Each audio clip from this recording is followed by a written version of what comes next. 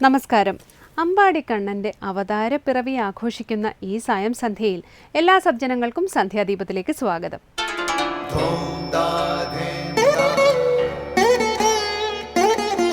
ശുഭം ഭവതു കല്യാണമായുസാരോഗ്യവർദ്ധനം സർവദുഃഖ വിനാശായ സന്ധ്യാദീപം നമോസ്തുതേ. നാമം ജപായനം പുണ്യം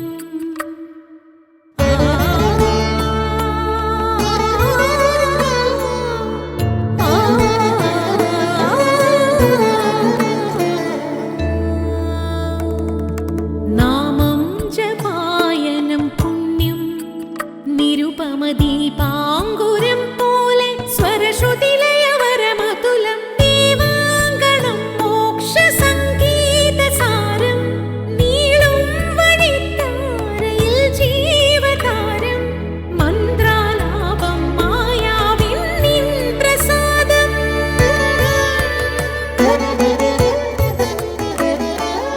ഇരുൾ നീങ്ങിയുണരുന്ന തെളിനാളദീപം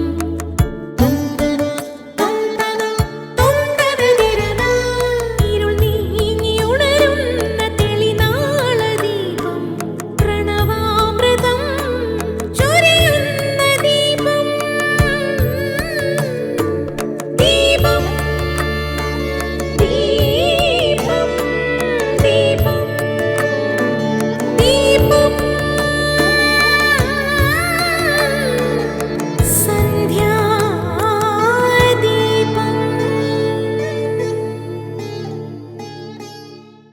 ഭഗവാൻ മഹാവിഷ്ണുവിൻ്റെ 8ാമത്തെ അവതാരമായ ശ്രീകൃഷ്ണൻ്റെ ജന്മദിവസമാണ് ശ്രീകൃഷ്ണ ജന്മാഷ്ടമി. ചിങ്ങമാസത്തിൽ രോഹിണി നക്ഷത്രവും അഷ്ടമിയും ഒത്തുചേർന്ന ദിനത്തിലാണ് ശ്രീകൃഷ്ണൻ അവതരിക്കുന്നത്. ലോകത്ത് നന്മയ്ക്ക് അപജയം സംഭവിച്ചപ്പോൾ ധർമ്മം പുനഃസ്ഥാപിക്കാൻ മഹാവിഷ്ണു കൃഷ്ണനായി അവതരിച്ചു എന്നാണ് വിശ്വാസം. ജീവിതമെന്ന മഹാപ്രവാഹത്തിൽ ഒരു മന്ദസ്മിതത്തോടെ വശത്താക്കാമെന്ന് സമസ്ത മാനവരാശിയെയും പഠിപ്പിച്ച യുഗാതീത വിസ്മയമാണ് വൃന്ദാവന കണ്ണൻ. കർമ്മവീര്യത്തിൻ്റെ ഗംഭീരനാദമാണ് ഭഗവാൻ മുഴക്കിയ പാഞ്ചജന്യം. ധർമ്മ അധർമ്മത്തിൻ്റെ രണഭൂമിയിൽ ധർമ്മപക്ഷത്ത് നിന്നുകൊണ്ട് അധർമ്മത്തിൻ്റെ കാരിരുമ്പ് ശക്തിയെ തകർത്ത ശംഖുലി. തുടർന്ന് ഗുരുവചനം. കർമ്മം ചെയ്താൽ മതിയെന്ന് എല്ലാവരും പറയും. പക്ഷേ കർമ്മം ചെയ്യണമെന്നുണ്ടെങ്കിൽ ജ്ഞാനം വേണം. ജ്ഞാനം കൂടാതെയുള്ള കർമ്മം ശരിയായ കർമ്മമാകുകയില്ല. തുടർന്ന് ശ്രീ കാവാലം ശ്രീകുമാർ ശിവാനന്ദലഹരി ആലപിക്കുന്നത് കേൾക്കാം.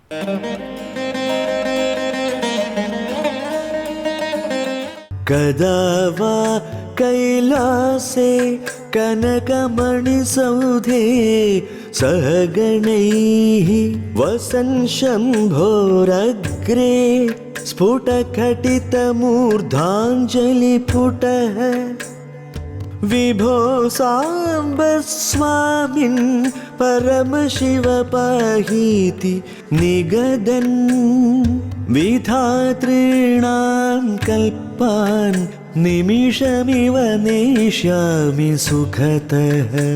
സന്ധ്യാദീപം.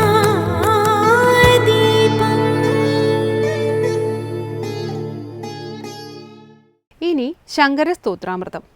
കൈലാസത്തിൽ ശിവന്റെ സമീപത്ത് സ്വർണങ്ങളാലും മുത്തുകളാലും അലങ്കരിക്കപ്പെട്ട സൗധത്തിൽ ശിവഗണങ്ങളോടുകൂടി ഇരുന്ന് മൂർധാവിൽ തൊഴുകൈകൾ വെച്ച് ശിവന്റെ വിവിധ നാമങ്ങൾ ചൊല്ലി കീർത്തിച്ച് രക്ഷിക്കണേ എന്ന് പ്രാർത്ഥിക്കുന്ന പരാഭക്തിയുടെ ഭാവമാണ് ശിവാനന്ദലഹരിയിലെ 24ാം ശ്ലോകം. ഈ ശ്ലോകമാണ് ഇന്ന് ശങ്കരസ്തോത്രാമൃതത്തിൽ സ്വാമി ചിദാനന്ദപുരി വ്യാഖ്യാനിക്കുന്നത്.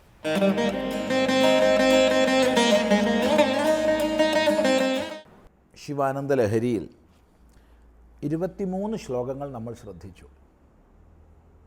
സകല ദേവഭാവപ്രാപ്തിക്കുമുപരി പരമാനന്ദ പ്രാപ്തിക്കായിക്കൊണ്ട് പ്രാർത്ഥിച്ചു.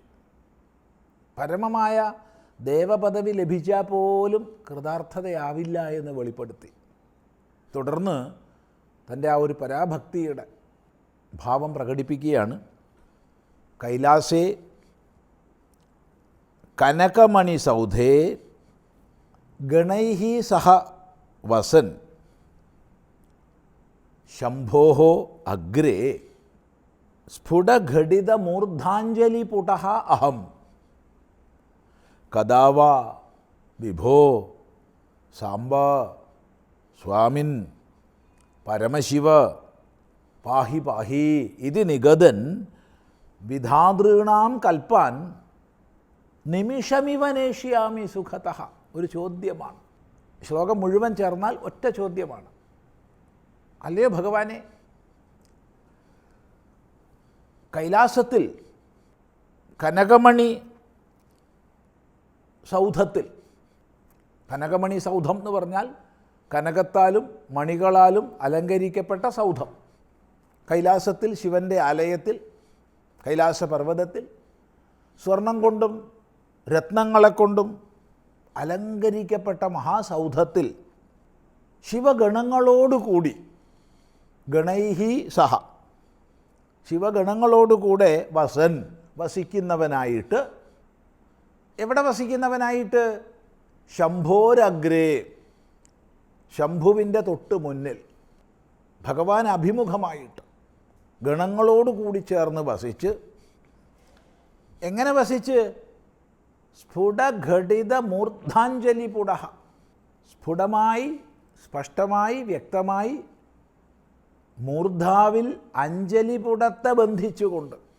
താത്പര്യം, മൂർധാവിൽ ശിരസിന് മുകളിൽ അഞ്ജലിപുടത്തെ ബന്ധിച്ച്, ഇങ്ങനെ കൂപ്പുകയ്യെ ബന്ധിച്ചുകൊണ്ട് ശിരസിന് മുകളിൽ തൊഴുകൈകളോടുകൂടി നിലയുറപ്പിച്ച് വിഭോ സാംബ സ്വാമിൻ പരമശിവ എന്നൊക്കെ വിളിച്ച് പാഹി പാഹി, രക്ഷിക്കണേ രക്ഷിക്കണേ എന്ന് പറഞ്ഞുകൊണ്ട് വിധാതൃണാം കൽപ്പാൻ, ബ്രഹ്മാവിൻ്റെ കൽപ്പകാലങ്ങളെ സുഖതഃ, അത്യന്ത സുഖത്തോടുകൂടി, നിമിഷമിവ, ഒരു നിമിഷം പോലെ, കഥാനേഷ്യാമി, ഞാൻ എപ്പോഴാണ് നയിക്കുക? ഇതാണ് ചോദിക്കുന്നത്. വലിയൊരു ചോദ്യമാണ്. അപ്പോൾ നമ്മൾ മുറിച്ച് അർത്ഥം മനസ്സിലാക്കേണ്ടി വരും. കാരണം മുഴുവൻ ശ്ലോകം ചേർന്നാലേ ഒരു വാക്യമാകൂ. അപ്പോൾ ഇതാണ് താത്പര്യം. കൈലാസത്തിൽ ശിവൻ്റെ ധാമത്തിൽ സ്വർണത്താലും മുത്തുകളാലും അലങ്കരിക്കപ്പെട്ട സൗധത്തിൽ ശിവഗണങ്ങളോടുകൂടെ ഇരുന്ന് മൂർധാവിൽ തൊഴുകൈകൾ വെച്ചുകൊണ്ട് ശിവൻ്റെ വിവിധ നാമങ്ങൾ ചൊല്ലി കീർത്തിച്ച് രക്ഷിക്കണേ എന്ന് പറഞ്ഞുകൊണ്ട് ആ പരാഭക്തിയെ നുകർന്ന് സുദീർഘങ്ങളായ കൽപ്പകാലങ്ങളെ നിമിഷം പോലെ ഞാൻ എപ്പോഴാണ് നയിക്കുക? സമയം ആപേക്ഷികമാണ്, തീർത്തും ആപേക്ഷികമാണ്. ഒരാളുടെ ദൃഷ്ടിയിൽ സുദീർഘകാലം, മറ്റൊരാളുടെ ദൃഷ്ടിയിൽ അല്പകാലമാകാം. പരയുടെ പാല് നുകർന്ന ഭാഗ്യവാന്മാർക്ക് 10,000 ആണ്ട് ഒരല്പനേരം. ശ്രീനാരായണ ഗുരുദേവൻ പറഞ്ഞു തരും. പരയുടെ പാല് നുകർന്ന മഹാഭാഗ്യവാന്മാരായ ധന്യന്മാരായ വിജ്ഞാനികൾക്ക് ലൗകിക ദൃഷ്ടിയിൽ 10,000 വർഷം എന്നുള്ളത് ഒരു നൊടിയാണ്. എന്നാൽ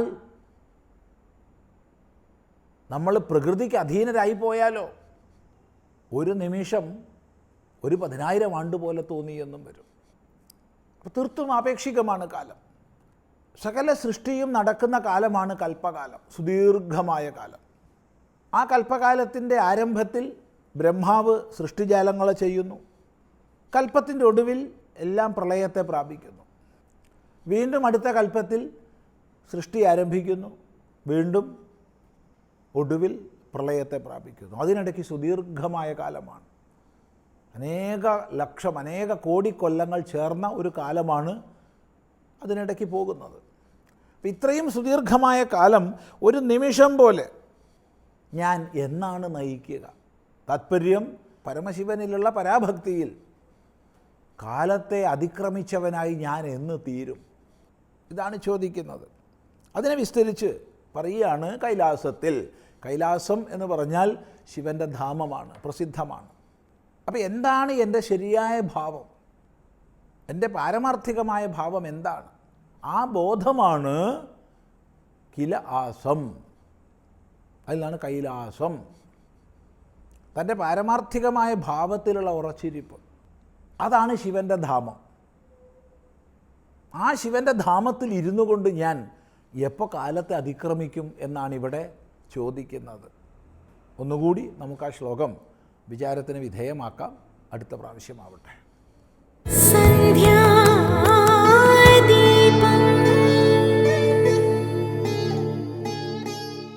അടുത്തതായി ക്ഷേത്രങ്ങൾ സാധനാ കേന്ദ്രങ്ങൾ എന്ന സെഗ്മെന്റിലേക്ക് പോകാം.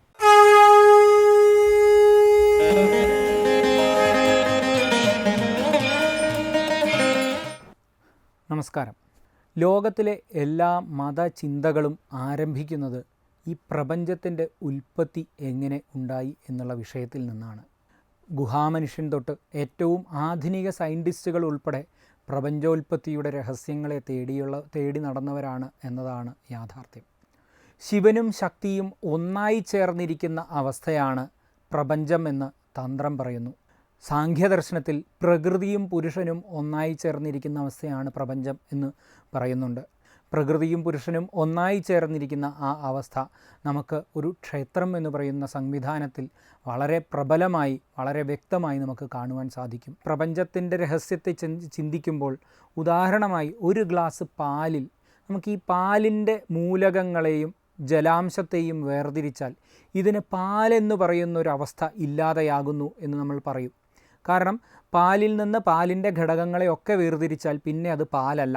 അതുപോലെ തന്നെയാണ് ശിവനും ശക്തിയും ചേർന്നിരിക്കുന്ന അവസ്ഥ. ഇത് രണ്ടും ചേർന്നിരിക്കുന്ന ആ മഹാമൈഥുന്യാവസ്ഥയാണ് യഥാർത്ഥത്തിൽ പ്രപഞ്ചം എന്ന് പറയുന്ന ഒരു അവസ്ഥ.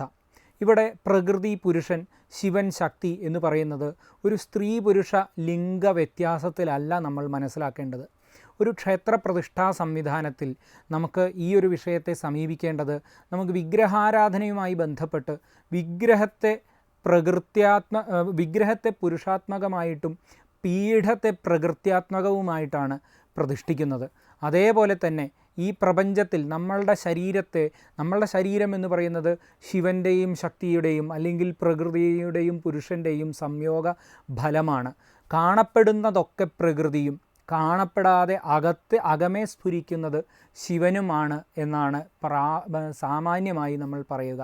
നമ്മൾ ശരീരവർത്തിയായിരിക്കുന്ന ഈശ്വരനെയാണ് ഇവിടെ ശിവൻ അല്ലെങ്കിൽ പുരുഷൻ എന്ന അർത്ഥത്തിൽ എടുക്കേണ്ടത്. അതായത് നമ്മുടെ ജീവാത്മാവ്, നമ്മുടെ ശരീരത്തിൽ അന്തരവർത്തിയായിട്ടുള്ള ജീവാത്മാവിനെ പുരുഷനായിട്ടും ശരീരപ്രകൃതിയെ പുരുഷപ്രകൃതി സ്ത്രീ പ്രകൃതി എന്ന ഒരു അർത്ഥത്തിലാണ് നമ്മൾ പലപ്പോഴും പറയാറുള്ളത്. അയാളുടെ പുരുഷനാണോ സ്ത്രീയാണോ എന്ന അർത്ഥത്തിലല്ല, പുരുഷപ്രകൃതി, ആ ശരീരപ്രകൃതിയെ പുരുഷപ്രകൃതിയാണ്, സ്ത്രീയെ സ്ത്രീ പ്രകൃതിയാണ് എന്ന് പറയാറുണ്ട്. അത് ഇത്തരത്തിലുള്ള ശരീരത്തിൽ അന്തരവർത്തിയായിട്ടുള്ള ഈശ്വരനെ, പരമാത്മാവിനെ പുരുഷനായിട്ടും ശരീരത്തെ അല്ലെങ്കിൽ നമ്മളുടെ ഭൗതികമായി പുറമേ കാണുന്ന വസ്തുക്കളെ പ്രകൃതിയായിട്ടുമാണ് മനസ്സിലാക്കേണ്ടത്. തന്ത്രശാസ്ത്രം ഈ വിധത്തിലാണ് ഈ വിഷയത്തെ കൈകാര്യം ചെയ്യുന്നത്. അടുത്തതായി ദീപാരാധനയാണ്. ക്ഷേത്ര സന്നിധിയിലെത്തി മംഗളാരതി തൊഴുത് ഇന്നത്തേക്ക് മടങ്ങാം. എല്ലാവർക്കും നമസ്കാരം.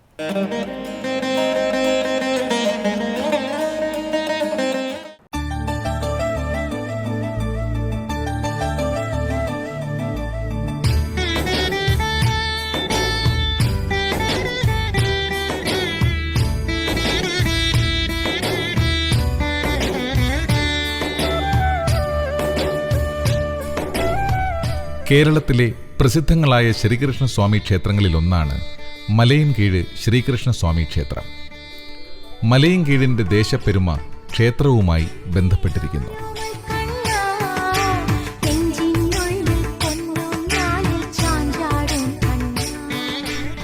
തിരുവനന്തപുരം നഗരത്തിൽ നിന്ന് 15 കിലോമീറ്റർ അകലെയുള്ള പ്രശാന്ത സുന്ദരമായ ഗ്രാമമാണ് മലയിൻകീഴ്.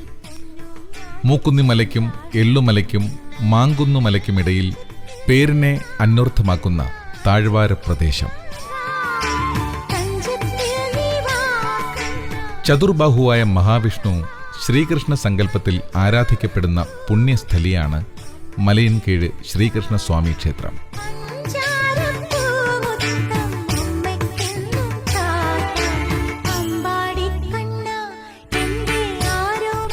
ഗണപതി, ശിവൻ, ശാസ്താവ്, ഭൂതത്താൻ, നാഗദൈവങ്ങൾ, ബ്രഹ്മരക്ഷസ്, യക്ഷി തുടങ്ങിയ ഉപദേവതകളും ക്ഷേത്രത്തിന് ചൈതന്യം പകരുന്നു. 2 മഹാത്മാക്കളുടെ സാന്നിധ്യം കൊണ്ടും പ്രസിദ്ധമാണ് ഈ ക്ഷേത്രഭൂമി. പ്രതിഷ്ഠാ വിഗ്രഹവുമായി വില്ലുമംഗലം സ്വാമികൾ ബന്ധപ്പെടുമ്പോൾ ഭാഷാ ഭഗവത്ഗീത രചിച്ച മാധവ പണിക്കർക്ക് മലയൻകീഴുമായുള്ള ബന്ധവും പ്രസിദ്ധം. ക്ഷേത്രനടയിലെ ബൃഹത്തായ ഗോപുരവും നീണ്ട നടപ്പന്തലും ചുറ്റുമതിലിനുള്ളിലെ ആൽമരവും ദൃശ്യാനുഭൂതി പകരുന്നു. ക്ഷേത്രനടയിലെ വലിപ്പമുള്ള ധ്വജം ശ്രീമൂലം തിരുനാൾ മഹാരാജാവിൻ്റെ ഭരണകാലത്ത് സ്ഥാപിച്ചതാണിത്. അതിന് ചുവട്ടിൽ ചുറ്റും മനോഹരമായ കുത്തുപണികൾ. ശ്രീകോവിലിൻ്റെ കഴുക്കോലിൽ തെളിയുന്ന പുരാതന ലിപിയും നാലമ്പലത്തിനകത്തെ തൂണുകളിലെ ശില്പങ്ങളും ചാരുതയാർന്നവയാണെന്ന് മാത്രമല്ല, പ്രാചീന പ്രൗഢിയും വെളിവാക്കുന്നു. ക്ഷേത്രത്തിൻ്റെ വടക്കുവശത്ത് വിസ്തൃതമായ കുളമാണ്. ശ്രീകോവിലിൽ കിഴക്കോട്ട് ദർശനമായി അനുഗ്രഹം ചൊരിഞ്ഞു നിൽക്കുന്ന ഭഗവാൻ ശ്രീകൃഷ്ണനെ വണങ്ങി ജന്മപുണ്യം നേടിയത് നിരവധി തലമുറകളും.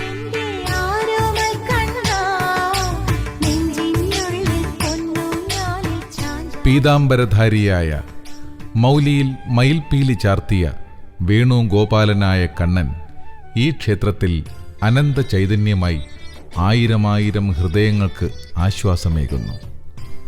കദളിപ്പഴവും പാൽപ്പായസവും ഉണ്ണിയപ്പവും ഭഗവാന് പ്രധാന നിവേദ്യങ്ങൾ.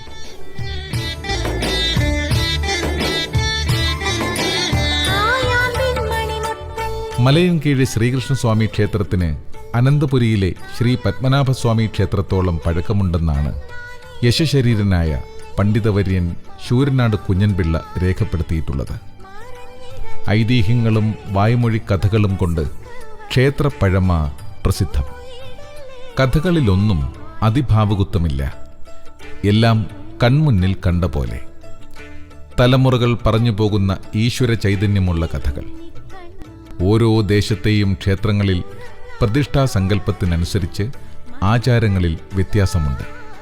അത്തരത്തിൽ സ്ത്രീകൾക്ക് മലയൻകീഴ് ശ്രീകൃഷ്ണസ്വാമി ക്ഷേത്രത്തിൽ ചില നിയന്ത്രണങ്ങളുണ്ട്. ദർശനത്തിന് വരുന്ന സ്ത്രീകൾക്ക് ക്ഷേത്രത്തിനുള്ളിൽ കയറാനും ഉപദേവതകളെ വണങ്ങാനും നിയന്ത്രണമില്ല. എന്നാൽ നാലമ്പലത്തിനുള്ളിലേക്ക് കയറാൻ സ്ത്രീകൾക്ക് വിലക്കുണ്ട്. അതിനൊരു കാരണവും പറയുന്നുണ്ട്. പണ്ട് സ്വാമിയാർ മഠത്തിൻ്റെ അധിപതി ആറുദേശപ്പറ്റി സ്വാമികൾ ക്ഷേത്രത്തിൽ പൂജാതി കർമ്മങ്ങൾ നിർവഹിച്ചു വരുന്ന സമയം നൈഷ്ഠിക ബ്രഹ്മചാരിയായ അദ്ദേഹം നാലമ്പലത്തിനുള്ളിലേക്ക് സ്ത്രീകൾക്ക് പ്രവേശനം നിഷേധിച്ചിരുന്നു. എന്നാൽ ശ്രീകൃഷ്ണ ഭക്തയായ ഒരു സ്ത്രീ ഭഗവത് ദർശനത്തിനായി നാലമ്പലത്തിനുള്ളിൽ പ്രവേശിച്ചു. ഏറെ നേരമായിട്ടും ദർശനം കഴിഞ്ഞ് അവർ ക്ഷേത്രത്തിനുള്ളിൽ നിന്ന് പുറത്തു വന്നില്ല. ഭക്ത ഭഗവാനിൽ ലയിച്ചു ചേർന്നു എന്നാണ് ഐതിഹ്യം. അതിനുശേഷമാണ് നാലമ്പലത്തിനുള്ളിൽ സ്ത്രീകൾക്ക് വിലക്ക് വന്നത്. ബാലികമാർക്ക് നാലമ്പലത്തിനുള്ളിൽ പ്രവേശിച്ച് ഭഗവാനെ ദർശിക്കാൻ തടസ്സങ്ങളൊന്നുമില്ല. ഒരു മഹാക്ഷേത്രങ്ങളെ പോലെ 5 പൂജയും 3 ശിവേലിയും ഉള്ള ക്ഷേത്രമാണ്. ആട്ടവിശേഷ ദിവസമായ വിഷു, തിരുവോണം, അഷ്ടമി രോഹിണി, പ്രതിഷ്ഠാദിനം എന്നീ വിശേഷ ദിവസങ്ങളിൽ വിശേഷാൽ 4 പൂജയും, അതായത് ഇരട്ടി പൂജ, ഇരട്ടി നിവേദ്യത്തോടു കൂടിയുള്ള പൂജയും കലശാഭിഷേകവും ശ്രീഭൂതബലി, ആനപ്പുറത്തെഴുന്നള്ളിപ്പും, അങ്ങനെ വളരെ വിപുലമായ ചടങ്ങുകളുള്ള ഒരു ക്ഷേത്രമാണ്. പൂജകളിലും മറ്റും ദേവീസങ്കല്പത്തിന് പ്രാധാന്യവുമുണ്ടിവിടെ. അതിലൊന്നാണ് നാലമ്പലത്തിനുള്ളിലെ ബലിക്കല്ലുകളിലെ സപ്തമാതൃക്കളുടെ സാന്നിധ്യം. നിത്യവും സന്ധ്യാദീപാരാധനയ്ക്ക് മുൻപ് നാലമ്പലത്തിനു മുന്നിൽ മഹാലക്ഷ്മിയെ സങ്കല്പിച്ച് വിളക്ക് തെളിയിച്ച ശേഷമേ ചടങ്ങുകൾ ആരംഭിക്കൂ.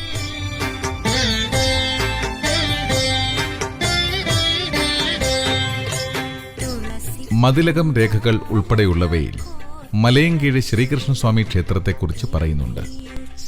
AD 1729 തിരുവിതാംകൂറിൽ ഭരണമേൽക്കുകയും രാജ്യം ശ്രീ പത്മനാഭസ്വാമിക്ക് സമർപ്പിക്കുകയും ചെയ്ത അനിഴം തിരുനാൾ മാർത്താണ്ഡവർമ്മ മഹാരാജാവിൻ്റെ കാലത്തു തന്നെ മലയൻകീഴ് ക്ഷേത്രത്തിൽ നിന്നും ശ്രീ പത്മനാഭസ്വാമി ക്ഷേത്രത്തിലേക്ക് വാദ്യക്കാരെ വരുത്തിയിരുന്നതായി ചരിത്രരേഖകളിൽ സൂചിപ്പിക്കുന്നു.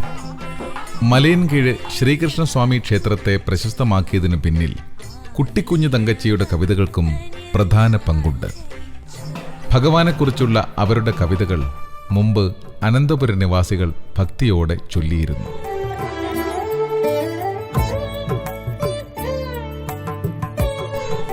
മലയൻകീഴ് ശ്രീകൃഷ്ണസ്വാമിയെ തിരുവല്ല വാഴപ്പൻ എന്ന അർത്ഥത്തിൽ തിരുവല്ലാഴപ്പൻ എന്നും വിളിച്ച് ഭക്തർ പ്രാർത്ഥിച്ചു വരുന്നു. അതിനു പിന്നിൽ ഒരൈതിഹ്യമുണ്ട്. വിഷ്ണുഭക്തനായ വില്ലുമംഗലത്ത് സ്വാമിയാർക്ക് ഒരിക്കൽ ശ്രീകൃഷ്ണ ദർശനം ലഭിച്ചു. ദ്വാരകയിൽ സാത്യകി പൂജിച്ചിരുന്ന ശ്രീകൃഷ്ണ വിഗ്രഹം ജലത്തിൽ മുങ്ങിക്കിടക്കുന്നുണ്ടെന്നും അതെടുത്ത് യഥാവിധി പ്രതിഷ്ഠിക്കണമെന്നും സ്വാമിയാരോട് ശ്രീകൃഷ്ണൻ നിർദ്ദേശിക്കുന്നതായിരുന്നു സ്വപ്നം. അടുത്ത ദിവസം സ്വാമിയാർ കുളിക്കാൻ നദിയിൽ മുങ്ങിയപ്പോൾ തൻ്റെ ശിരസ് ഏതോ വസ്തുവിൽ തട്ടിയതായി തോന്നി. അദ്ദേഹം അതെടുത്ത് പുറത്തു കൊണ്ടുവന്നപ്പോൾ മനോഹരമായ ശ്രീകൃഷ്ണ വിഗ്രഹമാണെന്ന് മനസ്സിലായി. സ്വാമിയാർ അതിനെ പ്രതിഷ്ഠിക്കാൻ പത്തനംതിട്ടയ്ക്കടുത്തുള്ള തിരുവല്ലയിൽ ക്ഷേത്രം പണിയിച്ചു. പ്രതിഷ്ഠാദിനമെത്തിയപ്പോൾ സ്വാമിയാർക്ക് മറ്റൊരു സ്വപ്നം ലഭിച്ചു. വിഗ്രഹം മലയൻകീഴ് എന്ന സ്ഥലത്ത് പ്രതിഷ്ഠിക്കാനായിരുന്നു സ്വപ്നത്തിലെ നിർദ്ദേശം. അങ്ങനെയാണ് വിഗ്രഹം മലയൻകീഴ് പ്രതിഷ്ഠിച്ചത്. ഇതിനുശേഷം മലയൻകീഴ് ക്ഷേത്രപ്രതിഷ്ഠയെ തിരുവല്ലാഴപ്പൻ എന്ന് ഭക്തർ വിളിച്ചു പോരുന്നു. രണ്ടു ക്ഷേത്രങ്ങൾക്കും നൂറ്റാണ്ട് മുമ്പുള്ള ബന്ധത്തെയാണ് ഈ ഐതിഹ്യം കൂട്ടിയിണക്കുന്നത്. പിന്നെ ഈ ക്ഷേത്രത്തിൻ്റെ ചരിത്രവുമായി അഭേദ്യമായി ബന്ധമുള്ള ഒരു ഘടകമെന്ന് പറയുന്നത് മലയാളത്തിലെ ആദ്യത്തെ ദാർശനിക ഗ്രന്ഥം ജ്ഞാനപനുവൽ, അതായത് സംസ്കൃത ഭാഷയിലുള്ള ശ്രീമദ് ഭഗവത്ഗീത ആദ്യമായി ഒരു പ്രാദേശിക ഭാഷയിലേക്ക് പരാവർത്തനം ചെയ്യപ്പെടുന്നത് ഈ ക്ഷേത്ര സന്നിധിയിൽ വച്ചാണ്. അത് നിർവഹിച്ചത് മാധവ കവിയാണ്. മാധവ കവി തൻ്റെ പുസ്തകത്തിൽ താൻ മലയൻകീഴ് തിരുമാതിൻ വല്ലഭൻ അരുളാലെ ആണ് ഈ പുസ്തകം ജ്ഞാനപനുവൽ, അതായത് അറിവിൻ്റെ ശാസ്ത്രം എഴുതുന്നത് എന്ന് വ്യക്തമായി രേഖപ്പെടുത്തിയിട്ടുണ്ട്. ഭക്തിപ്രസ്ഥാനത്തെ സാമാന്യ ജനങ്ങളുടെ ഭാഷയിലേക്ക് പരിചയപ്പെടുത്തിയ പാട്ട് എന്ന സാഹിത്യപ്രസ്ഥാനത്തിലെ നാഴികക്കല്ലുകളിൽ പ്രഥമ സ്ഥാനമാണ് ഭാഷാ ഭഗവത്ഗീതയ്ക്ക്. ഒരു നൂറ്റാണ്ട് മുമ്പ് 1915 മഹാകവി ഉള്ളൂർ എസ് പരമേശ്വര അയ്യരാണ് ഭാഷാ ഭഗവത്ഗീതയുടെ ഒന്നാം പതിപ്പ് പുറത്തിറക്കിയത്. അന്നു മുതൽ ഗ്രന്ഥകാരനെക്കുറിച്ചുള്ള തർക്കവും തുടങ്ങി. മാധവകവിയുടെ ജന്മഭൂമി പത്തനംതിട്ടയ്ക്കടുത്ത് നിരണവും കർമ്മഭൂമി മലയൻകീഴുമാണെന്ന് ഒരു കൂട്ടർ വാദിക്കുന്നു. മറ്റൊരു കൂട്ടർ കവിയുടെ ജന്മഭൂമിയും കർമ്മഭൂമിയും മലയൻകീഴാണെന്ന് വാദിക്കുന്നു.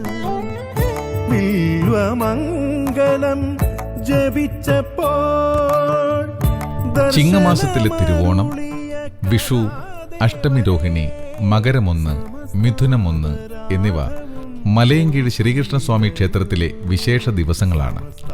മീനമാസത്തിലാണ് പ്രസിദ്ധമായ മലയൻകീഴ് ഉത്സവം. ക്ഷേത്രത്തിൽ നിന്ന് 2 കിലോമീറ്റർ അകലെയുള്ള കുഴയ്ക്കാട് ദേവീക്ഷേത്രത്തിന് സമീപമുള്ള തോട്ടിലാണ് ആറാട്ട്. അനവധി ആനകളുടെയും പഞ്ചവാദ്യമേളങ്ങളുടെയും അകമ്പടിയോടെയാണ് ആറാട്ട് ഘോഷയാത്ര. ഭക്തിനിർഭരമായ ഈ ചടങ്ങിന് പിന്നിലും ഒരൈതിഹ്യമുണ്ട്. ശ്രീകൃഷ്ണൻ വിവാഹത്തിനാഗ്രഹിച്ചാണ് കുഴയ്ക്കാട് ദേവീക്ഷേത്രത്തിലേക്ക് പോകുന്നതെന്നും ആഗ്രഹം സഫലമാകാതെയാണ് മടങ്ങുന്നതെന്നും കഥ. തിരിച്ചെത്തുമ്പോഴേക്കും നേരം പുലർന്നിരിക്കും. തിരിച്ചുള്ള യാത്ര കാണാനും ഭക്തജനങ്ങൾ നിറപറയൊരുക്കി ഭഗവാനെ കാത്തു നിൽക്കുന്നുണ്ടാകും.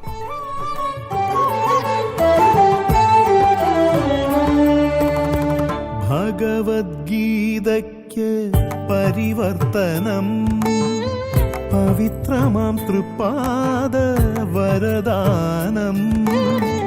ഭഗവദ്ഗീതയ്ക്ക് പരിവർത്തനം പവിത്രമാം തൃപാദ വരദാനം. കണ്ണശ കവികൾക്ക് ഉൾക്കരുത്തേകിയ പരമാത്മപാദത്തിൽ വന്ദനം. കണ്ണശ കവികൾക്ക് ഉൾക്കരുത്തേകിയ പരമാത്മപാദത്തിൽ വന്ദനം. ശ്രീവല്ലഭപാദത്തിൽ വന്ദനം.